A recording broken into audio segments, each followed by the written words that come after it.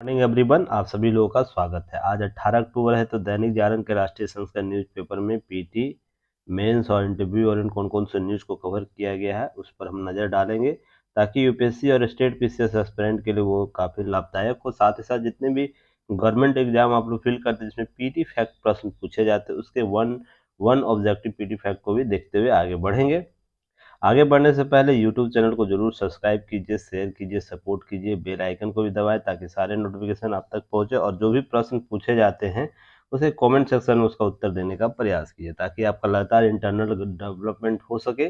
साथ ही साथ युक्ति आईएएस का ऐप जरूर डाउनलोड कीजिएगा गूगल प्ले स्टोर से और एप्पल स्टोर दोनों जगह अवेलेबल है, या तो वेबसाइट यूज कर सकते हैं www.yuktiis.in या liveuktiis.in को भी विजिट कर आप अपना लाभ ले सकते हैं। बहुत सी चीज़ें कराई जा रही हैं। जल्द ही आप लोग के लिए मैगजीन भी उपलब्ध करा दिया जाएगा क्योंकि यह जनवरी से अक्टूबर तक का मैगजीन होगा, इसलिए समय लग रहा है तो वेट कीजिएगा आप सभी लोग। एक हफ्ते 1 वीक के अंदर यह उपलब्ध आप लोगों को होगा। तो साथ ही साथ हम मेंटरशिप प्रोग्राम भी चला रहे हैं तो आप उसे ज्वाइन कर सकते हैं। साथ ही साथ मेंस आंसर राइटिंग प्रोग्राम पे भी प्रोग्राम आपको चलते हैं और 69 बीपीएससी को लेकर कल शेड्यूल जारी कर दिया गया मेंस का, तो आप उसका भी लाभ लीजिए और आगे बढ़िए। चलिए आगे बढ़ते हैं। तो देखिए, कल आपको समलैंगिक विवाह को लेकर कानूनी मान्यता को लेकर रिजर्व था फैसला, तो उस पर मान्यता मिल गई है क्या कि कानूनी मान्यता उपलब्ध नहीं हो पाएगी समलैंगिक विवाह को लेकर, क्योंकि यह विवाह मौलिक अधिकार नहीं होता है। और जब इस पर विचार किया जा रहा था, बातें की जा रही थी, तो दिशा इसी और हो रहा था कि मैंने उस पर एक बात आप लोगों को बोला भी था कि विवाह विवाह में समलैंगिकता हमारे मान्यताओं में स्थापित है, प्राचीन मान्यताओं में स्थापित है, पर इसके वैवाहिक स्वरूप स्थापित नहीं है। मैंने कभी बात आप लोगों को याद है, मैंने बोला था ये बात जब इस पर विवाद चल रहा था एलजीबीटी समुदाय और समलैंगिकता विवाद को लेकर, तो मैंने उसमें साफ तौर पर बोला था कि समलैंगिकता हमारे शासन प्रशासन का अंग रहा है, शुरुआती दौर से प्राचीन भारत से ही रहा है। फिर मध्यकालीन भारत में समलैंगिक स्वरूप रहे हैं जहाँ पर समलैंगिकता के संदर्भ देखे जाते हैं, पर उसको वैवाहिक स्वरूप देना, वैवाहिक दाम्पत्य जीवन में आचरण व्यवहार करना हमारी सभ्यताओं का परिचायक नहीं रहा है। तो इसी संदर्भ में दिशा निर्देश आ सकते हैं। देखिए, उसी संदर्भ में बातें हुई और खास वही बातें बोली गई जो मैंने आप लोग को बताया था कि समलैंगिकता हमारे नवीन अवधारणा नहीं है, हमारी प्राचीन अवधारणा है। जहाँ पर प्राचीन संदर्भ में भी समलैंगिकता स्वरूप देखने को मिलता है, मुगल काल में या मध्यकालीन भारत में भी देखने को मिलता है। समलैंगिक स्वरूप थे हमारे यहाँ, पर वह वैवाहिक कानूनी तौर पर समाज में मान्यता नहीं था, क्योंकि विवाह का प्रारंभिक उद्देश्य या तो प्रारंभिक जो दर्शन है वह परिवार के कॉन्सेप्ट को डेवलप करना है, अर्थात अपने जनरेशन को क्रिएट करना है। हम समाज के निर्माण की बात करते हैं यहाँ पर, तो यहाँ पर समलैंगिक में यह धारणा प्रचलित नहीं होती है। तो इसलिए यह मामला देखने को मिलता है कि हम क्या करेंगे, इसमें जजों के संदर्भ में बातें सुनेंगे, क्या उनके द्वारा बोला गया है, क्या मैं जो बातें आप लोगों को बताया था वही बातें की गई है या इससे अधिकतर बातें की गई है। तो देखिए, कानूनी मान्यता का मांग ठुकरा दी गई। साफ शब्दों में अदालत सिर्फ कानून की व्याख्या कर सकती है। देखिए, कुछ दिशा मानक निर्देश दिए जा रहे हैं कि अपनी यथाशक्ति बताया गया, यथाशक्ति न्यायालय के द्वारा बताया गया कि हमें शक्ति क्या है। देखिए, मूल ढांचा के बाद जो न्यायिक सक्रियता आई थी या न्यायिक अतिरेक की बात होती थी, जहां पर न्यायालय अपनी सीमा का उल्लंघन करता था, इस फैसले में स्वयं यह माना कि हमारी सीमाएं क्या हैं, सीमाओं से बाहर जाकर हम काम दिशा निर्देश देते हैं तो यह क्या होगा, यह अदालतों का अर्थात विधायिका के काम का दखल होगा, विधायिका के काम में दखल होगा और विधायिका का सीमा का उल्लंघन कर दिया जाएगा जो उसे सीमा निर्धारित की गई है। और आर्टिकल 50 के तहत जो सीमा निर्धारित की गई है, जहां पर कार्यपालिका विधायिका एक साथ काम करेगी और न्यायपालिका उसके अलग होकर इतर होकर काम में संतुलन स्थापित करेगी, जो भावना स्थापित की गई है उसका उल्लंघन नहीं हो जाता। इसलिए इस संदर्भ को समझने का प्रयास कीजिए, ठीक है। विवाह मौलिक अधिकार नहीं है। हालांकि कोर्ट ने समलैंगिक जोड़ों के रोजमर्रा जिंदगी आसान और सुविधाजनक बनाने के लिए केंद्र सरकार के उच्च स्तरीय समिति गठन कर खाते में नमामि या सेवानिवृत्ति लाभ आदि के मुद्दे पर विचार करने को कहा। हालांकि न्यायालय ने यह भी बात बोली कि एक उच्च स्तरीय समिति का गठन कीजिए जिसमें इसके रोजमर्रा की जिंदगी को कैसे आसान बनाया जा सकता है, कैसे ये समान रूप से हमारे समाज में, हमारे सोसाइटी के लिए कुछ बेहतर कर सकते, उनके लिए आपको एक उच्च स्तरीय कमेटी बनाकर उनको यह सुविधा दीजिए। अब मौजूदा कानून न्याय शास्त्र और व्यक्तिगत अधिकारों की व्याख्या करने वाला फैसला चीफ जस्टिस डी.वाई. चंद्रचूड़ और जो भी उनके सदस्य 5 सदस्यीय खंडपीठ, उनके संदर्भ में बात करिएगा। यहाँ पर देखिए 366 पेज के इस फैसले में 5 न्यायाधीशों के 4 ने अलग अलग फैसले दिए हैं। अब 20 याचिकाएं थी इस मामले में, तो बहुत विस्तृत मामला था यह, जिसमें देखिए कुछ बातें की गई हैं जिसको आपको समझना और आगे के लिए इसे स्टोर करना जरूरी हो जाएगा। जहाँ पर कोर्ट आदेश निर्देश जारी करते वक्त विधायिका के क्षेत्राधिकार अतिक्रमण नहीं कर सकती।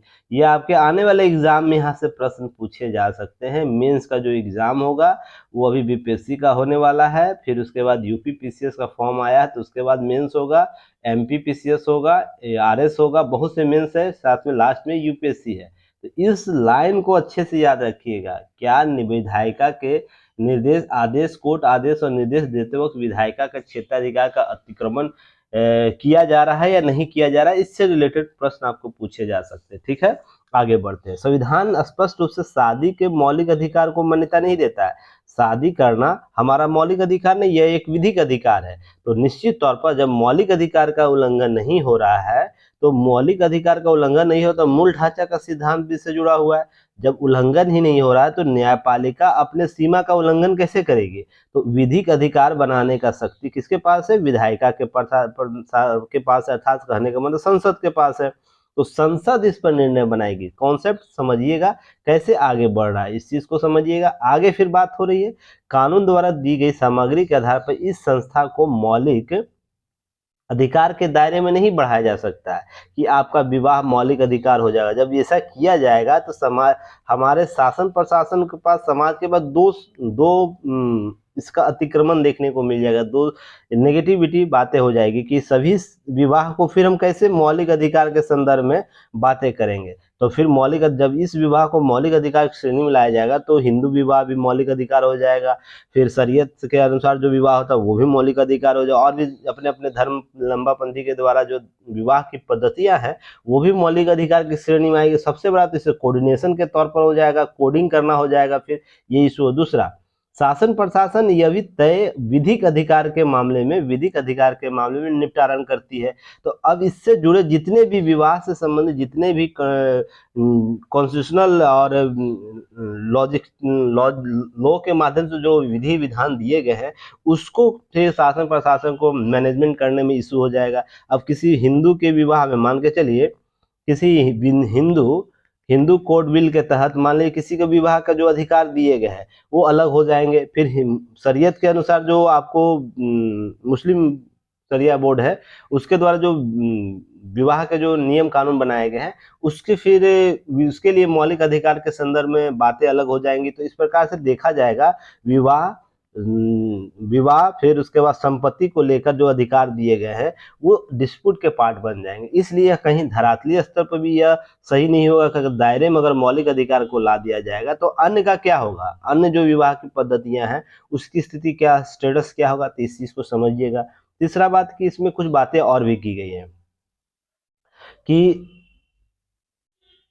अदालत न तो विशेष विवाह अधिनियम की संवैधानिकता व्यक्त कर सकती है और न ही उसके प्रावधानों को फिर से व्याख्या कर सकती है। उसके पीछे मैंने लॉजिक बता दिया, इसकी अपनी सीमाएं हैं, इसका करना न्यायिक कानून देने जैसा होगा, इसलिए इसकी व्याख्या नहीं की जा सकती है। अब यहाँ कुछ चीज़ों को देखिएगा, समझने का प्रयास कीजिएगा। जो बातें मैंने यहाँ पर बोला था आप लोगों को, देखिए आ जाइए यहाँ पर।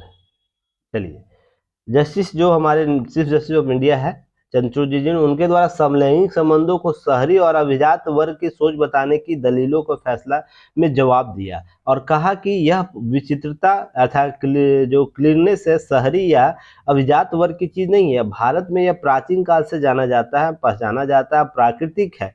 हम शुरुआत से ही इसे देखते आ रहे हैं और यह जो समस्या है प्राकृतिक रूप तौर पर विवाह की अवधारणा जो है कोई भी सार्वभौमिक अवधारणा नहीं, न ही यह स्थिर है, और यह अनुच्छेद 245 और 246 के 7वीं अनुसूची के परिशिष्ट में शामिल भी है, जहां पर यह जो एलजीबीटी समुदाय है के क्यू के समुदाय की शादी की मान्यता और उस पर कानून बनाने का अधिकार संसद और राज्य विधानसभाओं के पास है। तो यह चीज आपको स्पष्ट तौर पर समझना पड़ेगा। आर्टिकल 50 के संदर्भ में जो चीजें डिफाइन की गई है, शक्तियों को डिफाइन किया गया, 7वीं अनुसूची में शक्तियों को डिफाइन किया गया है, तो सभी एक दूसरे से मामले जुड़े हुए। तो इन चीजों को समझने की आवश्यकता होगी कि समलैंगिकता और समलैंगिक विवाह दोनों अलग अलग मुद्दे हो जाते हैं। समलैंगिकता का अर्थ सीधा सा अर्थ है उसको जीवन जीने के लिए अस्तित्व की समस्याओं से निदान पाना है, पर समलैंगिक विवाह अधिकारों को सामान्यीकरण करने का अधिकार से जुड़ा हुआ है, जहां पर हम समलैंगिक विवाह के हमारे समाज का एक अभिन्न अंग बनाया जा सकता है। तो फिर जब इसको हम अभिन्न अंग बनाएंगे तो फिर बहुत से डिफॉल्ट उत्पन्न होंगे, जिसके लिए हमें इसको समझना होगा। मैंने आपको पहले भी बताया था, समाज एक्सेप्ट नहीं कर पाएगा, भारतीय समाज। रीजन इसके पीछे है, जब हम चीजें देखिए, मैंने उस दिन भी बताया था आप लोगों को, समलैंगिकता को अडॉप्ट कर लेगा समाज हमारा, ठीक है ना, समलैंगिकता को, पर समलैंगिक विवाह को अडॉप्ट नहीं कर पाएगा, क्योंकि भारतीय संस्कृति विवाह के कॉन्सेप्ट पर चलती है। विवाह को किसी भी रूप से, अभी भी देखिए, अभी भी हम आधुनिकता के युग में जी रहे हैं, तो विवाह को एक पवित्र रिश्ते के तौर पर देखा जाता है, एक पवित्र कॉन्टेक्ट के तौर पर देखा जाता है, जहां पर मुस्लिम समुदाय के लोग भी इसे पवित्र ही मानते हैं कॉन्टेक्ट को। अब हालांकि देखिए, अलग अलग समय में अलग अलग कुरीतियां आई हैं, इसे खारिज नहीं किया जा सकता है, पर इसका बिल्कुल भी अर्थ नहीं है कि विवाह का जो कॉन्सेप्ट, मौलिक कॉन्सेप्ट या मूल कॉन्सेप्ट से उससे इतर जाके चीजों को समाज हमें एक्सेप्ट कर लेगा। जैसे मैंने आप लोगों को कभी एक एग्जाम्पल इसी संदर्भ में बताया था, डॉरी एक्ट, दहेज लेना गुनाह है, कानूनन अपराध है, फिर समाज इसे एक्सेप्ट किया ही नहीं अभी तक है। समाज में बड़े लोग भी दहेज बड़े धूमधाम से देते हैं, खर्च करते हैं, अपने अपने हैसियत के अनुसार से छोटे वर्ग भी करते हैं, बस उसका स्वरूपीकरण चेंज कर दिया। लोग गिफ्ट के तौर पर इसे बोलते हैं, हम गिफ्ट दे रहे हैं अपनी बेटियों को, अपने परिवार को, होने वाले दामाद को गिफ्ट दे, पर दहेज कहीं ना कहीं आपके हमारे सोसाइटी में आज तक अडॉप्ट किए हुए, जहां पर कानून बनाए हुए 30-40 साल से ऊपर हो चुके हैं, फिर भी वो हमारे समाज में। तो इसलिए सबसे इम्पोर्टेंट है किसी कानून को सामान्यीकरण करने और उसे धरातल पर उतारने के लिए, उसे लागू करने के लिए समाज का प्रत्यक्ष या अप्रत्यक्ष रूप से समर्थन इम्पोर्टेंट है। और समलैंगिक विवाह को हमारा भारतीय समाज एडॉप्ट करेगा ही नहीं, क्योंकि वह अभी भी विवाह को क्या मानता है, पवित्र संबंध मानता है। क्लियर है? चलिए आगे बढ़ते हैं। चलिए पीटी फैक्ट को देखिएगा, 2035 तक स्थापित करेगा भारतीय अंतरिक्ष स्टेशन। भारत का यह टारगेट लक्ष्य है, जिसमें हमको यह समझना होगा कि हम टारगेट क्या बना रहे हैं। ठीक है, अभी हाल में 2 सफलता मिली है, जिसको लेकर भारत और भी बेहतर उत्साह है, जिसमें चंद्रयान 3 L1 जो कॉन्सेप्ट है, L1 भेजा गया उसके लिए। साथ ही साथ 2035 में भारतीय अंतरिक्ष स्टेशन स्थापित। सोचिए, अंतरिक्ष स्टेशन जैसे ISA का है ना, इंटरनेशनल स्पेस एजेंसी, ISA का जो अंतरिक्ष, इसी तरह अंतरिक्ष स्टेशन स्थापित करने के लिए भारत 2035 तक लक्ष्य रखा है और 2040 तक चंद्रमा पर मानव मिशन भेजने का लक्ष्य रखा है। तो ये सब पीटी फैक्ट आप लोग को याद रखना है, आने वाले एग्जाम के लिए इंपॉर्टेंट हो जाएगा। क्लियर है ना? चलिए आगे बात करते हैं। देखिए, अब वहीदा रहमान जी को मिला है दादा साहब फाल्के पुरस्कार, पद्मश्री और पद्म भूषण सम्मानित वहीदा रहमान जो है पुरस्कार पाने वाली 8वीं महिला है। ध्यान रखिएगा, दादा साहब फाल्के पुरस्कार पाने वाली 8वीं महिला है। तो पीटी फैक्ट बहुत यहाँ से प्रश्न मिलेगा, आगे मैं अभी चर्चा करूंगा किनको किनको यह पुरस्कार मिला है। राष्ट्रीय पुरस्कार आलिया भट्ट को, गंगूबाई कौटियालवाड़ के लिए, कृति सेनन को, मिमी के लिए सर्वश्रेष्ठ अभिनेत्री का पुरस्कार दिया गया। वही अल्लू अर्जुन जी को क्या दिया गया है, द राइज ऑफ पार्ट 1 जो आया था, कौन मूवी थी उसकी, उनकी मूवी थी झुकेगा नहीं साला, कौन मूवी का ये डायलॉग महत्वपूर्ण रूप से रहा था, मैं भूल रहा हूँ, पुष्पा, उनके लिए दिया गया है। तो पार्ट 1 इसे भी ध्यान रखिएगा, पीटी फैक्ट के तौर पर आप लोग को प्रश्न पूछा जाएगा। चलिए आगे बात करते हैं। देखिए, कोठारी जो कांड हुआ था उसमें जांच एजेंसियों को बड़ी नसीहत दी है, हाईकोर्ट ने फैसला किया जो वो क्या है, उसे दोनों तरीके से समझने का प्रयास कीजिएगा। देखिए, मामला कुछ भी हो, उसके अंतिम स्वरूप को समझने का प्रयास कीजिएगा। क्या निर्णय है? जांच एजेंसियों को बड़ी नसीहत दी है। कोर्ट ने साफ कर दिया कि परिस्थितिदंड साक्ष्य और अभियुक्तों को जो अपराध कबूल करने की इकाबलिया बाना है, इकबालिया जो बयान होता है निशानदेही पर भी बरामदगी के सबूत के कड़ी कठोरता पर कसी जाएगी। अर्थात कहने का मतलब है, अपराध की घटना घटना और कबूलनामा उसके बीच में जो साक्ष्य है, उसके बीच क्या होना चाहिए, संबंध होना चाहिए। ऐसा बिल्कुल भी नहीं है कि अपराध की परिस्थिति कुछ हो रही, घटना कुछ हो रही है, कबूलनामा कुछ और है, साक्ष्य कुछ और बोल रहा है। अगर ऐसा होता है तो हम इसे कड़ी कसौटी पर कसेंगे। अर्थात कहने का सीधा सा अर्थ है कि जब कोई अपराधी बयान लेते हैं, उसका बयान लिया जा रहा है, तो उसके लिए हमें उन सबूतों को, उनके सबूतों के आधार पर उनको प्रूव करना होगा कि जो बयान लिया जा रहा है, इकबालिया बयान जो सबूत लिए जा रहे हैं, तो सबूत के तौर पर वो कहीं प्रूव्ड होते हैं। तो यहाँ पर इस घटनाक्रम में ये तीनों अलग अलग प्रवृत्ति के देखने को मिले, जहाँ पर आपको हाई कोर्ट ने, इलाहाबाद हाई कोर्ट ने इसे खारिज कर दिया था। और संभवतः यह पहला अपराध था जिसमें 22 से अधिक मामलों में जो फांसी की सजा दी गई थी, उसे सजा को खारिज कर दिया।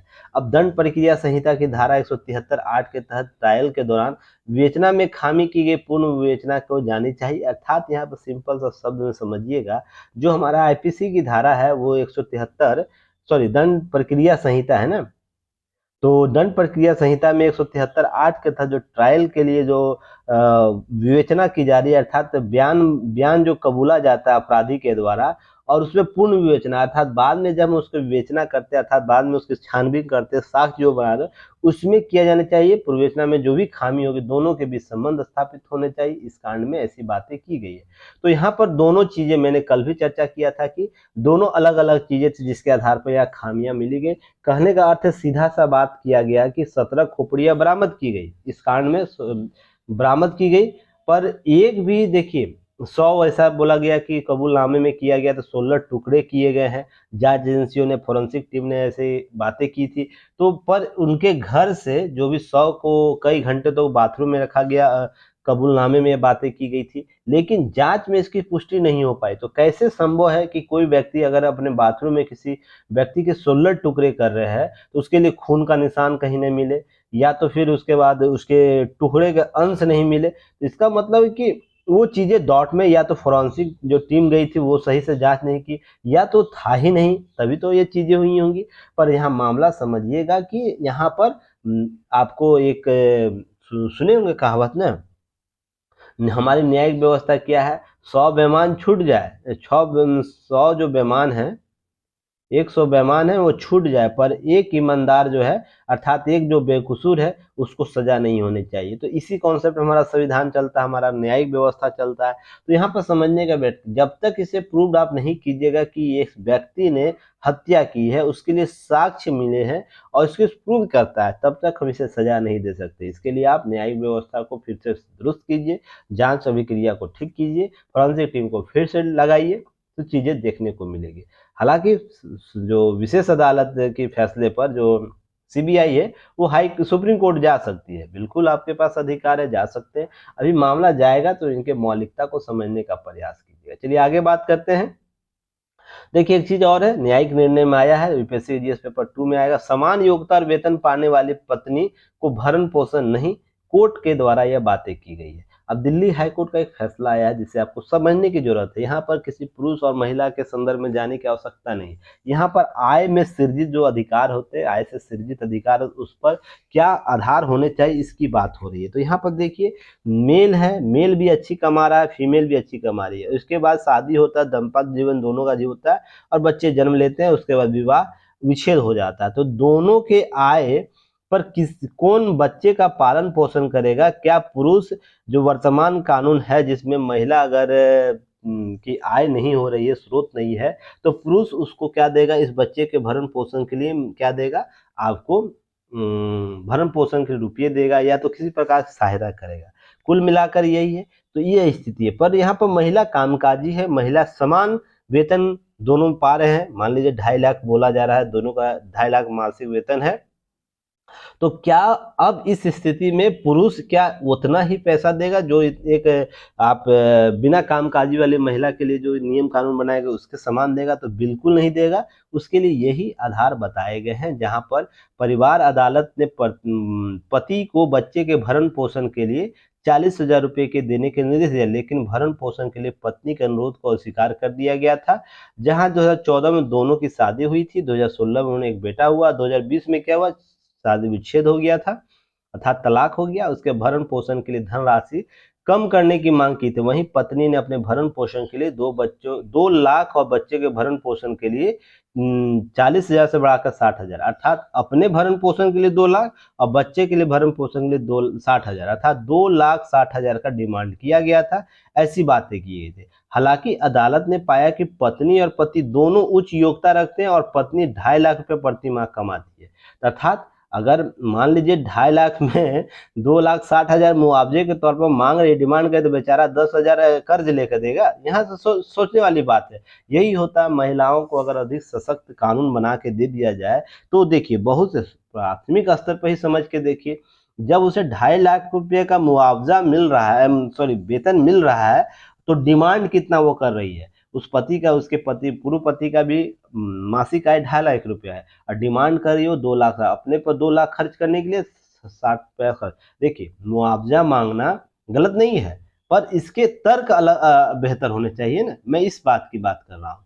अब सोच के देखिएगा धरातलीय स्तर पर भी, जब पति की कमाई भी पत्नी के आय के समान होता है, ऐसे में पति पत्नी दोनों आय को ध्यान में रखते हुए बच्चे का भरण पोषण को संयुक्त जिम्मेवारी को मान्यता देते हुए अदालत ने बच्चे के लिए पति की दे अंतरिम भरण पोषण 40,000 से घटाकर 25,000 कर दिया। तो महिला जब कमा रही है तो बच्चे का भरण पोषण तो वो स्वयं कर सकती है, पर फिर भी पिता के, पूर्व पिता की जवाबदेही को तय करने के लिए 25,000 भरण पोषण अदालत दिया। यहाँ पर संयुक्त जिम्मेवारी की बात की गई है। तो याद रखिएगा, आने वाले समय में आपसे यह प्रश्न पूछा जा सकता है कि यह प्रश्न इंटरव्यू के लिए बहुत इंपॉर्टेंट होता है। तो आप इन सब चीजों को ध्यान रखिएगा, आगे बढ़िएगा। चलिए आगे बढ़ते हैं। चलिए देखिए, यूपीएससी के जीएस पेपर 2 द्विपक्षीय संबंध में आएगा, जहां पर बात हो रही थी अभी हाल ही में कॉरिडोर बना है। कौन कॉरिडोर बना? India middle east Europe economic corridor जो बना था, वो बनने के बाद ऐसा लग रहा है कि वैश्विक समुद्री उद्योग को बदल देने की क्षमता, जिसमें निवेशक भारत का भागीदार बनने आमंत्रित किया गया है। अब यहाँ पर एक चीज ध्यान रखिएगा, इसके लिए ग्लोबल मेरीटाइम इंडिया शिखर सम्मेलन जो किया गया, उसके वीडियो कॉन्फ्रेंस में अध्यक्षता करते हुए माननीय प्रधानमंत्री ने कहा कि भारत G20 शिखर सम्मेलन में जो यह संगठन बनाया वो ऐतिहासिक, इसमें सभी लोग आर्थिक संकट से विश्व घिरा हुआ है, तो उसके लिए लगातार प्रयास किए जा रहे हैं। भारत से दुनिया का 30 आर्थिक शक्ति बन सकता है, ये सब बातें की गई है। इसमें सभी लोगों को आने के लिए आग्रह किया गया। इससे पहले बैठक, इसकी दूसरी बैठक 2021 में हुई थी, जब विश्व में कोरोना था। कोरोना की स्थिति में आप समझिएगा, 2-3 चीजें समझिए। इसकी बैठक का उद्घाटन प्रधानमंत्री नरेंद्र मोदी द्वारा वीडियो कॉन्फ्रेंस के माध्यम से किया गया।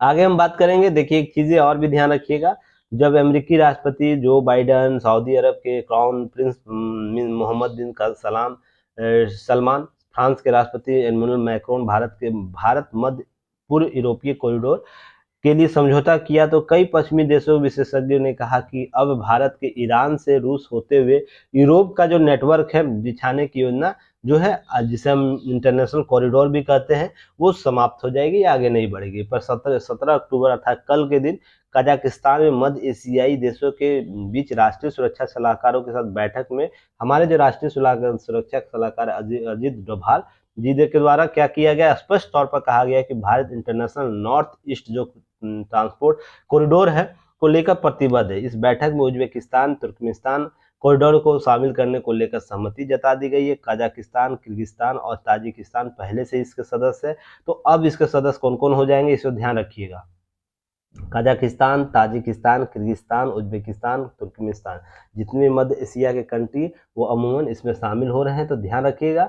अब यह कॉरिडोर ऐसे भी आप लोगों को यह ध्यान में नहीं, जब हम मध्य Asia Euro corridor, international corridor की बात करते हैं, तो साथ में एक विकल्प हम लोग ये भी लेके चल रहे हैं कि इंडिया से जाने के लिए दो रास्ते, एक हो जाएगा आपको यूएई होते हुए, यूएई होते हुए, इजराइल होते हुए आपको यूरोप तक जाने का। दूसरा रास्ता होगा हम यहाँ से ईरान जाएंगे, ईरान से फिर मध्य एशिया होते हुए रूस होते हुए फिर जाएंगे। तो हमारे पास दो विकल्प बनेंगे, तो इसे समझिएगा की नोट्स जब दिया जाएगा इसका आपको दोनों का मैपिंग करा दिया जाएगा ताकि आप लोग इसका लाभ ले सके। चलिए आगे बात करेंगे। शहरी सर्वे रिपोर्ट में मेयरों के निश्चित कार्यकाल की सिफारिश की जा रही है। हाल ही में देखिए रिपोर्ट आया था, शहरी रिपोर्ट आया था, जिस पर आपको 74वें संविधान संशोधन की बात में हम बात कर रहे थे। उनके शक्ति देनी चाहिए, उनको निकाय में पास मतदाताओं की सूची होनी चाहिए, परिसीमन, आरक्षण, रोटेशन का अधिकार होना चाहिए, ऐसे बातें की गई। क्यों की गई है? रीजन इसके पीछे की हाल ही में सर्वे आया जहाँ कुछ बातों को स्पष्ट किया गया है।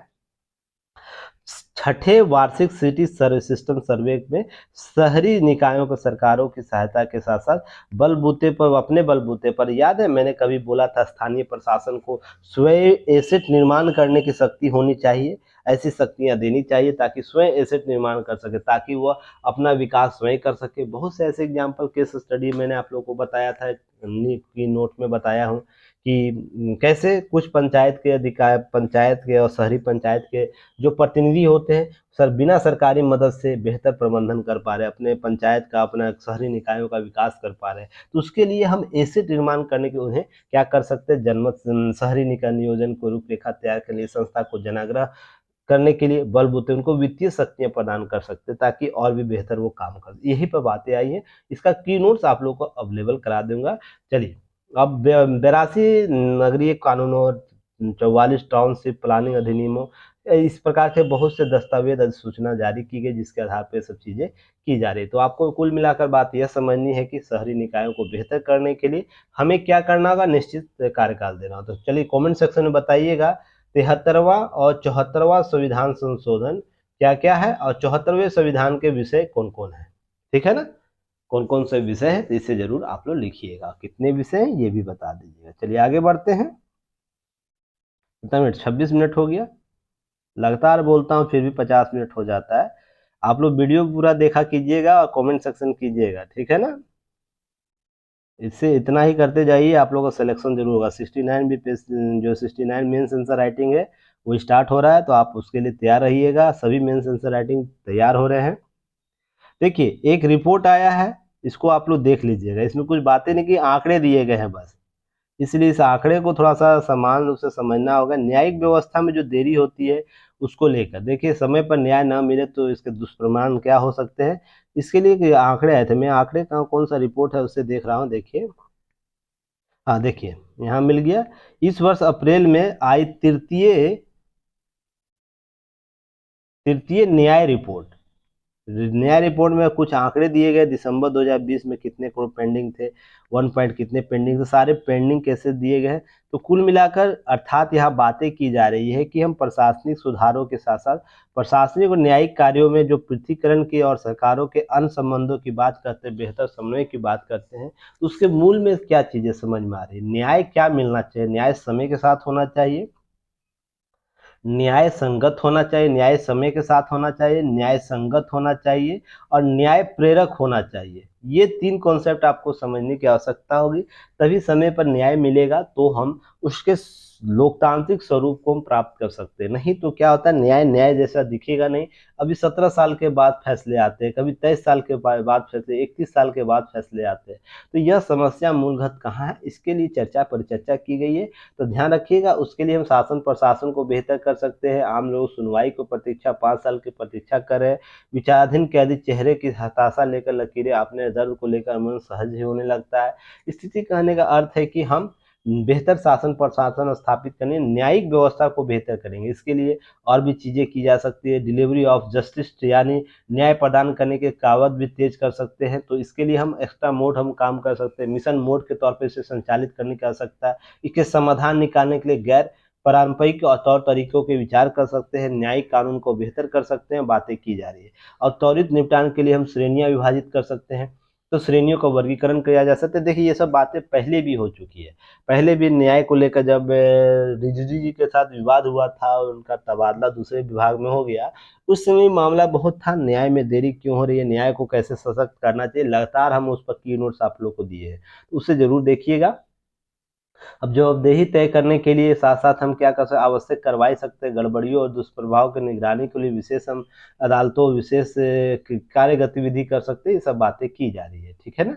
इसको समझने के लिए हमें चीज़ों को समझने, समय पर न्याय प्रदान करने के लिए न्याय तंत्र में बड़े पैमाने में भर्तियां करनी होंगी, व्यापक प्रशिक्षण करना होगा, समग्र ढांचा निर्माण करना होगा, इत्यादि जो बातें हैं। तो कुल मिलाकर हमें किसी भी त्वरित न्याय को देने के लिए, व्यवस्था को देने के लिए हमें तो सबसे पहले उस स्तर पर संशोधन कर लें जो उसका मूल ढांचा है, किसी संस्था का मूल ढांचा, उसे प्रशासनिक और न्यायिक प्रक्रियाओं को समान धरातलीय रूप से लागू करनी होगी और उस समसामयिक मुद्दे के अनुसार हमें परिवर्तन करने होंगे। कुल मिलाकर यही सब बातें की जा रही है, ठीक है ना।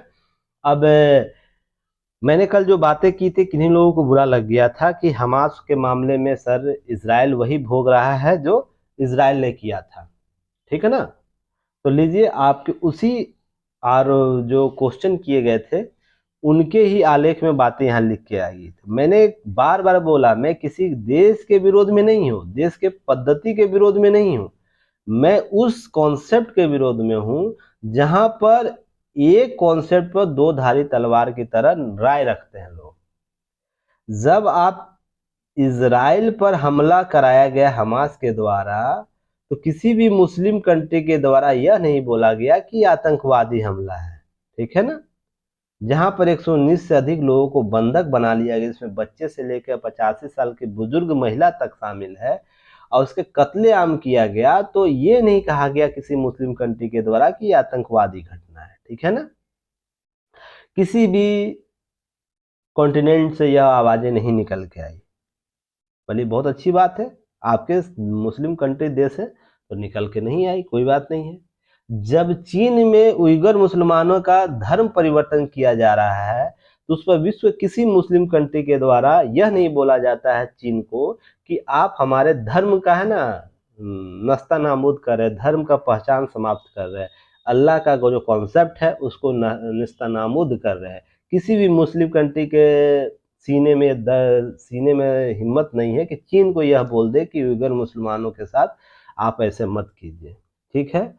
जब कश्मीर पर मुस्लिम आक्रांताओं द्वारा, मुस्लिमों के द्वारा जब कत्लेआम किया गया था और हिंदू शरणार्थी के तौर पर वो आप दिल्ली के जाके देखिएगा, दिल्ली का एक ढाका क्षेत्र है, दिल्ली कोर दिल्ली क्षेत्र में, वहां पर जाके शरणार्थी के तौर पर वो बसे हुए पूरे पंजाबी समुदाय, किसी भी मुस्लिम कंट्री के द्वारा उनका विरोध नहीं किया गया।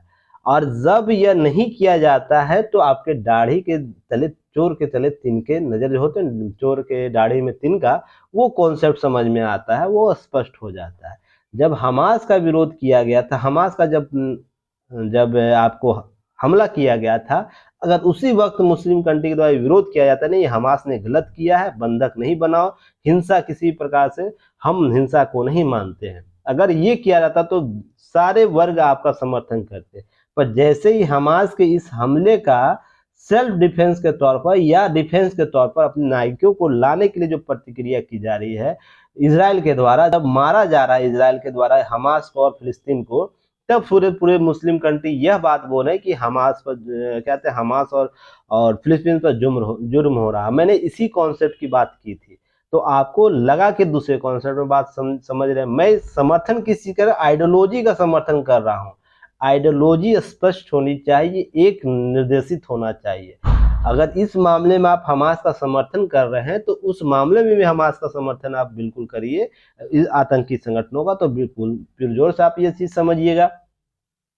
जब हमास का समर्थन कर रहे हैं कि यह आतंकी हमला था, 119 बंधकों को जब यह जायज आप मान रहे हैं, फिलीपींस का हमला जायज मान रहे हैं, तो जब भारत पर जब हमला किया जाता है पाकिस्तानी लोगों के द्वारा, तो आप उसे भी जायज मानते। किसी प्रकार का आतंकी घटना किसी विश्व में हो रहा तो आप उसे जायज मानते। तो यह विचारधारा की लड़ाई है, न कि यह धर्म और व्यवहारिक संप्रभुता की लड़ाई है। यहाँ पर क्लियर स्पष्ट तौर पर मैं बात बोल दूं, तो यहाँ पर देखिए क्या कहा गया है, इसे समझिएगा।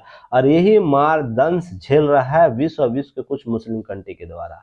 अभी साफ तौर पर ईरान के कुछ लोगों के द्वारा, जो उसके प्रमुख, उनके द्वारा कुछ बातें की गई, मैं उस पर भी चर्चा करूंगा, वेट कीजिएगा। जब आप पर जब आप पर 10 गोलियां चलाते हैं, किसी व्यक्ति विशेष पर 10 गोलियां चलाते हैं, उसमें आप हिंसा नहीं दिखते हैं, तो आप पर कोई 10 गोलियां चलाता है तो आपको भी उसमें हिंसा नहीं देखनी चाहिए। सिंपल सा साधारण उपाय, टीट फॉर टैट वाला कॉन्सेप्ट लेकर चलिए, नहीं तो आप इसको भी कंडेम कीजिए और इसको भी कंडेम कीजिए। तो बुद्धिजीवी वर्ग, हमारे जैसे बुद्धिजीवी वर्ग जो हर तथ्य का जांच आंकड़ों से करता है, उस पर हम आपके साथ खड़े रह मिलेंगे, नहीं तो फिर आपको उस दोगली चरित्र वाले कॉन्सेप्ट को हम उतारेंगे, नक्शे पर उतारेंगे, अच्छे से उतारें। और आपको भी यही होनी चाहिए, आप किसी भी धर्म विशेष से जुड़े हुए क्यों नहीं रहे, आप में ये क्षमता होनी चाहिए कि सही को सही और गलत को गलत कहने का कॉन्सेप्ट रखिए। हम आतंकवाद के मुद्दे पर बात कर रहे हैं, ठीक है, न कि हम इजराइल और फिलिस्तीन के जमीनी हकीकत की बात कर रहे हैं। उसके लिए हम टेबल पर आ सकते हैं, वार्ता कर सकते हैं, भारत करता है, भारत एग्जाम्पल सेट किया है। हमारे लाख विरोध है पाकिस्तान के साथ, ठीक है ना, फिर भी हम हिंसा के बाद एक टेबल का जरिया माध्यम अपनाते हैं। चीन के साथ हमारा अलग डिस्प्यूट है, फिर भी हम क्या बोलते हैं, आके बैठ के, क्या हम लोग युद्ध करते हैं? भारत कभी युद्ध किया है इसके मामले? तो इस चीज को समझिएगा, और ये कॉन्सेप्ट सभी लोगों के लिए लागू होता है। तो यहाँ पर आगे बात करेंगे। चलिए देखिए, 7 अक्टूबर को दक्षिणी इजराइल में घुसे हमास के आतंकी 119 लोगों को बंधक बनाकर अपने गाजा ले गए। चलिए, बहुत अच्छी बात है, गाजा ले गए। इन बंधकों में बच्चे थे, महिलाएं थे, बुजुर्ग थे।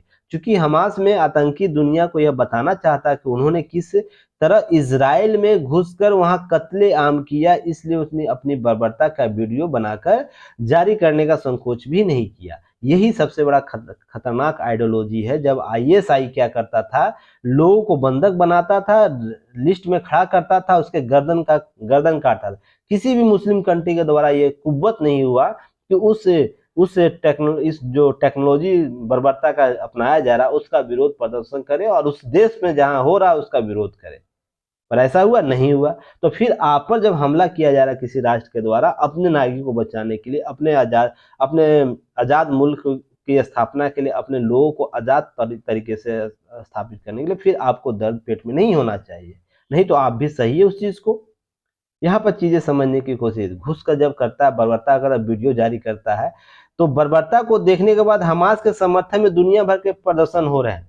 देखिए, आइडियोलॉजी समझिएगा, हमास एक आतंकवादी संगठन है, इसे समझिएगा, इसको संदर्भ को समझिएगा।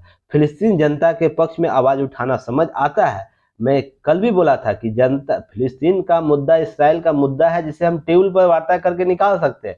फिलिस्तीन की जनता मारी जा रही है, उसकी आवाज उठाना समझ में आता है, क्योंकि वह इजराइल के नाकाबंदी और गाजा में उनकी सैन्य कार्रवाई के कारण वास्तव में संकट में है। लेकिन आखिर क्या इसका औचित्य? हमास जैसे खूंखार आतंकी संगठनों को भी खुलकर समर्थन किया जाना चाहिए, और हमारे मुस्लिम भाई लोग यही कर रहे हैं कि फिलीपींस पर, अरे फिलीपींस की जनता आपको इसके लिए हो सकती है। हमास का कंडेम किसी ने किया?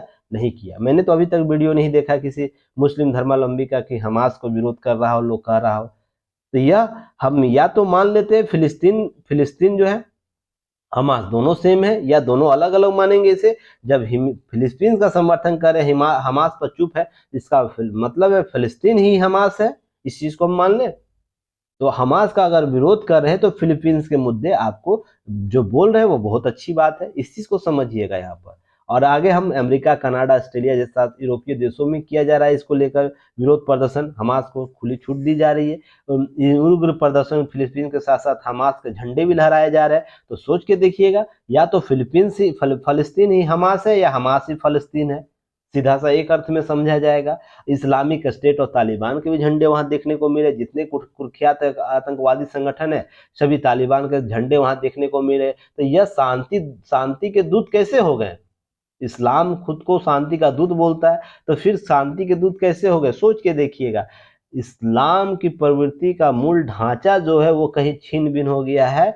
मैं साफ शब्दों में अभी भी बोल रहा हूं, इस चीज को, तथ्य को समझने की आवश्यकता है। जब इस्लाम के लोग, बुद्धिजीवी वर्ग जो इस्लाम में है, वही आके इसका विरोध नहीं करेंगे, तो स्वयं यह जो जमात है, आने वाले समय में प्रश्न चिन्ह खड़ा हो जाएगा कि हम स्वयं पर अस्तित्व कैसे करें।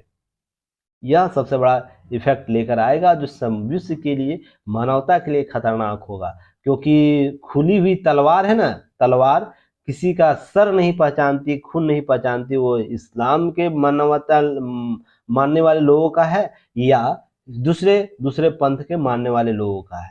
तो ये चीज़ जब खुली तलवार जब खोली जाएगी, तलवार को खोल के जंगों में लगाई जाएगी, तो वो खुली हुई नंगी तलवार या किसी का पहचान नहीं करेगी, वो केवल खून मांगेगी, सर मांगेगी। जिस उसके नोक पर जो आएगा उसका सर कटेगा, उसका खून बहेगा।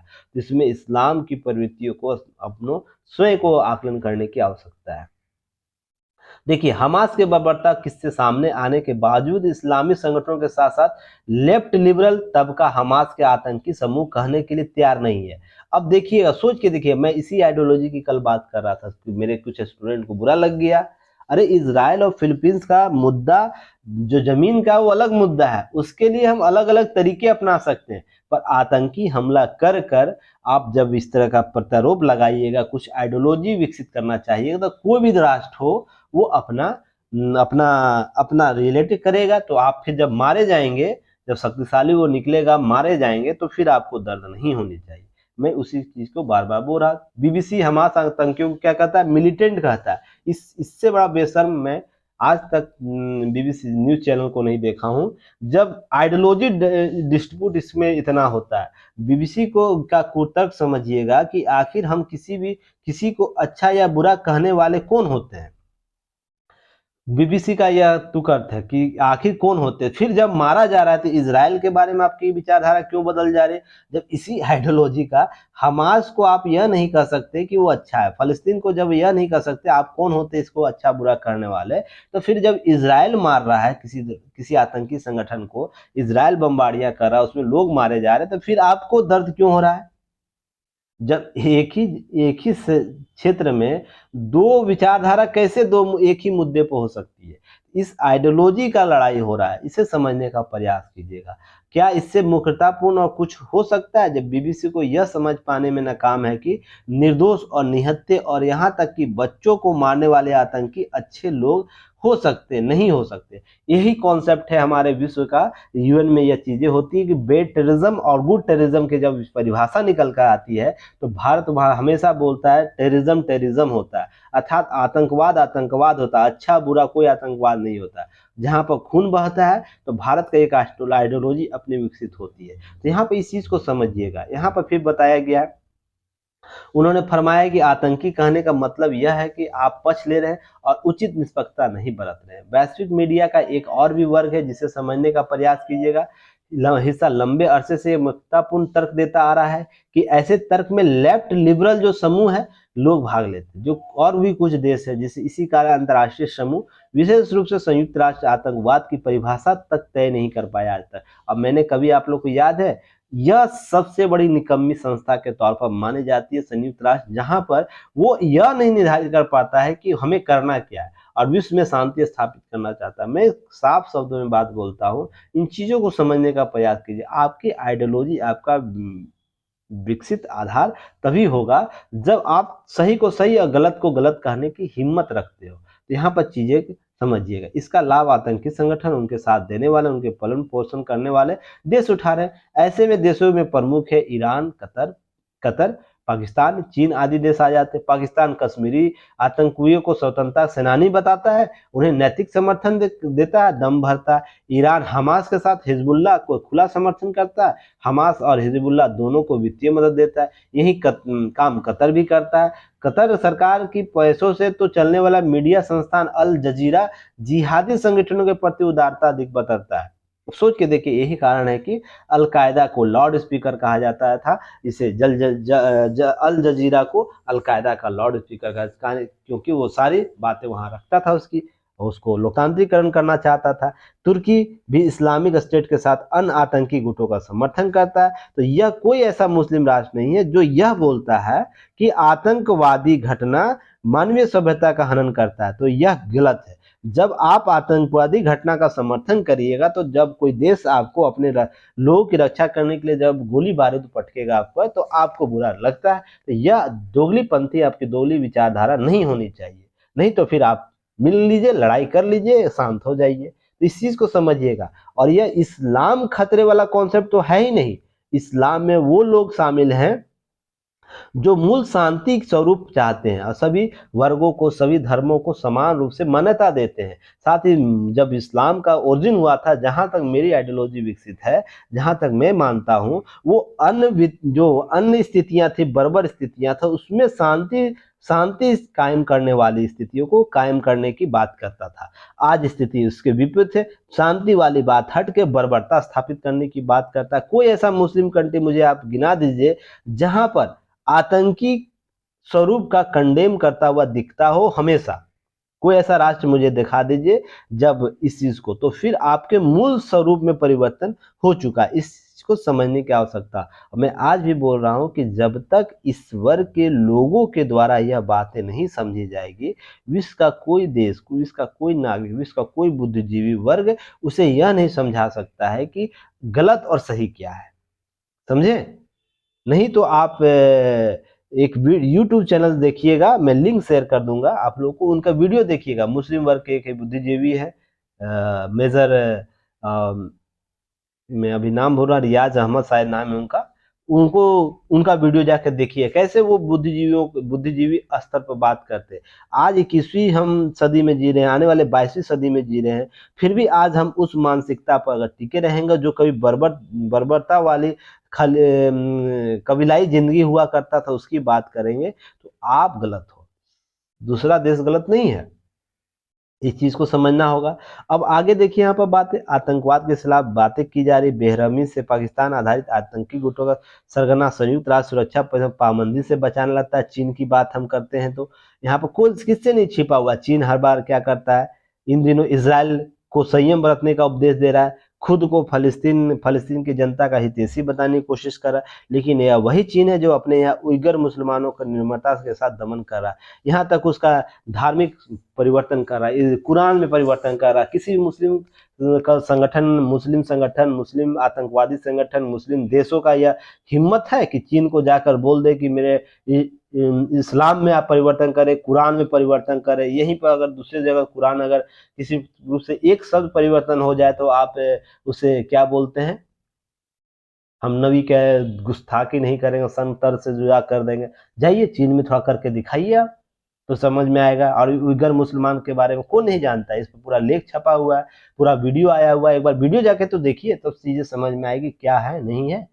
अब इसराइल के कुछ उसी तरह हमला किया जैसा पाकिस्तान में आए लश्कर और जैश के आतंकी मुंबई में किया था। निसंदेह मुंबई के मुकाबले इसराइल में किया गया हमला कई गुना भीषण था। इसराइल के हमास के हमले के बाद दुनिया भर में अपने पक्ष में प्रदर्शन हुए। इसके बाद अन्य जिहादी संगठनों ने दुस्साहस बढ़ने लगा और भरी पूरी आशंका है, पता नहीं हमास के पक्ष में यूरोपीय देशों जो प्रदर्शन हो रहे हैं उनसे इन देशों की आंखें खुलेगी या नहीं, लेकिन कम से कम तो भारत को और सावधान हो जाना चाहिए, क्योंकि पाकिस्तान केवल लश्कर जैश को ही नहीं पाल रहा बल्कि वह भारत के लिए खतरा बन के अन्य आतंकी संगठनों को भी मदद कर रहा है। इसके तहत समझिएगा हमास के हमले को सही ठहराने वाले कुतर्क हैं और फलस्तीनियों के जिस तरह उनकी जमीन से बेदखल कर दिया है, उससे देखते हुए हमास ने जो किया वो सही है। यह कुतर्क के हिसाब से तो कश्मीर घाटी को मार भगाए कश्मीरी पंडितों को भी हमास के रास्ते पर चल देना चाहिए था। इसराइल के हमास के हमले पर भारत के फिलिस्तीन के समर्थक आवाजें उठी। अब यही जो कॉन्सेप्ट हमास जो दे रहा है कि फिलिस्तीनियों को उनकी जमीन से हटा दिया गया तो हम विरोध करें, तो ठीक है, हिंदू मुस्लिम पूरे कश्मीर में मुस्लिमों को मारते फिरे, फिर इसका मतलब पूरा भारत में मुस्लिमों को मारते फिर रहा है। ये आइडियोलॉजी का विकसित जो जो हमारा जो कॉन्सेप्ट है, सनातन कॉन्सेप्ट है और इस्लामिक कॉन्सेप्ट है, जो इस विचारधारा को लेकर चलता है। हम सहअस्तित्व की बात करते हैं, हम पर कितने भी आतंकी हमला हो, हम क्या लोकतांत्रिक स्वरूप में बातें कर रहे हैं, हम आदेश ले रहे हैं, कोर्ट से आदेश ले रहे हैं, हम दर दर भटक रहे हैं कि चीजें हम क्या कभी ने किसी हिंदू ने देखा कि कश्मीर के मुद्दे पर जाकर किसी मुस्लिम परिवार के गोली से भून दिया, उसके बच्चों को, उसके बूढ़े बुजुर्ग को, 6 माह के बच्चे को किडनैप करके फिरौती मांग रहा है या वो इस प्रकार के कॉन्सेप्ट क्रिएट कर रहा है? बिल्कुल नहीं मिल रहा। एक भी इतिहास में निकाल के दिखाइए आप, तो चीजें समझने की बात होगी। तो यह कभी तर्क में नहीं बदल जाता जब तक इन चीजों को आप सही चीजों से इसको नहीं कर पाइएगा आपको जस्टिफाई। अब फलस्तीन जनता क्या बोलती है, पक्ष में आवाज उठाने का मतलब यह नहीं हो सकता है कि इजराइल पर हमास के हमले जायज ठहराया जाए। यहाँ पर बात है कि इजराइल का हमला जायज नहीं ठहराया जा सकता। ये भी बात है कि कुछ लोग यह भी कह रहे निसंदेह इजराइल को यह सुनिश्चित करना चाहिए कि हमास की बर्बरता जो हरकत की सजा फिलिस्तीन के आम नागरिकों को न मिले। लेकिन इसी के साथ यह प्रश्न उठता है कि भारत में जो लोग फिलिस्तीनी जनता का संग खड़े हैं उनमें से कितनों को एक कश्मीरी हिंदुओं के पक्ष में आवाज बुलंद की है। सबसे बड़ा प्रश्न तो यह खड़ा होता है। इसलिए हमारे जैसे बुद्धिजीवी वर्गों को यह अंदर से डर लगता है कि जो हमारे लोग हैं हमारे साथ नहीं खड़े हैं तो फिर दूसरे देश पर जो हमला हुआ है उसमें जो फिलिस्तीनी वर्ग, जब आप मुस्लिम समुदाय को मानते हैं तो भारतीय समुदाय को कोई नहीं मानता। ये सबसे बड़ा चीजों को समझने का प्रयास कीजिए। चलिए आगे हम बात करते हैं। देखिए यहाँ पर बात हुई है, अब संयुक्त राष्ट्र में गाजा के विरुद्ध जो लेकर सुरक्षा परिषद में रूस का प्रस्ताव खारिज कर दिया, आधार गलत बताया था, इसमें हमास के लेकर हमले को लेकर कोई बातें नहीं की गई थी। तो इस पर थोड़ा सा वोटिंग क्या क्या हुआ इसे देख लीजिएगा पीटी फैक्ट के तौर पर। अब यहाँ पर ईरान के द्वारा सीधी धमकी दी जा रही कि बमबारी नहीं रुकी तो मुसलमानों को कोई नहीं रोक पाएगा। तो भाई फिर तो वही बात हो जाएगी, फिर तो वही बात होगी ना। तो फिर इस्राइल को फिर क्यों रोकने के लिए बोल रहे हैं? जब आप बर्बरता के नरसंहार आपको नजर आ रहा है इजराइल कर रहा है गाजा पट्टी पर, तो जब हमास ने किया वो क्या किया? सीधा सा अर्थ है कि आपको पहले हमास को रोकना चाहिए, उसके बाद आइए टेबल पर बात कीजिए। क्या विवाद है फिलिस्तीन के, क्या है विवाद इजराइल के, इब्राहिम को डिकोड है उसको सुलझाने का पुनः प्रयास कीजिए, या तो कुछ कमी लग रही इब्राहिम डिकोड को फिर से रिनोवल करवाइए, तब चीजें लगेगा लोकतांत्रिक स्वरूप में। तो देखिए अब आग लगी हुई है, आग में घी डाल रहे हैं, मुसलमानों को इस प्रकार से भड़काने का काम कर रहे हैं। अब चीजें यहाँ समझिएगा, बातें यहाँ समझिएगा, आइडियोलॉजी का एडॉप्शन कैसे किया जाता है। तो चलिए कुल फिल मिलाकर देखिए होता है क्या कि आप और हम में केवल यही मौलिक अंतर हो सकता है कि आप या तो सही के साथ सही रहिए और गलत के साथ गलत बातें करिए। आप और एक मौलिक अधिकार यही हो सकता है। जब दोनों में विपरीत प्रतिरोध दर्शन नजर आएंगे तो आप हमेशा कटघरे में खड़े नजर आएंगे। सीधा सा अर्थ यही है। तो चलिए आगे बढ़ते हैं, फिर कल मिलते हैं, तब तक के लिए धन्यवाद, जय हिंद।